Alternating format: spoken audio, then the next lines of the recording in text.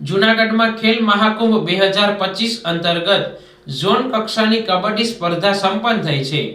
સૌરાષ્ટ્ર ઝોનના જિલ્લાઓમાંથી 96 ટીમોએ આ સ્પર્ધામાં ઉત્સાહભેર ભાગ લીધો હતો।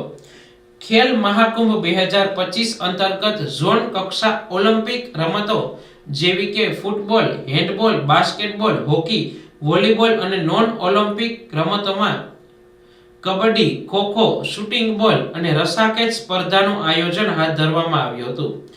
જેમાં ખેલ મહાકુંભ 2025 સૌરાષ્ટ્ર ઝોન કક્ષા kabaddi under 14, under 17 open age સ્પર્ધા સરદાર પટેલ રમત સંકુલ ગાંધીગ્રામ જૂનાગઢમાં યોજવામાં આવી હતી।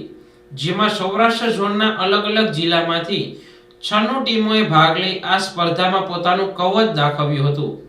જેમાં અંડર 14 ભાઈઓમાં ભાવનગર શહેર અને ગીર સોમનાથ, અંડર 17 ભાઈઓમાં ગીર સોમનાથ અને જૂનાગઢ ગ્રામ્ય, ઓપન એજ ભાઈઓમાં ભાવનગર શહેર અને મોરબીની ટીમ વિજેતા થયેલ છે તથા અંડર 14 બહેનોમાં ગીર સોમનાથ અને જૂનાગઢ ગ્રામ્ય, અંડર 17 બહેનોમાં મોરબી અને જૂનાગઢ ગ્રામ્ય, ઓપન એજ બહેનોમાં જૂનાગઢ ગ્રામ્ય અને ગીર સોમનાથની ટીમ વિજેતા થયેલ છે।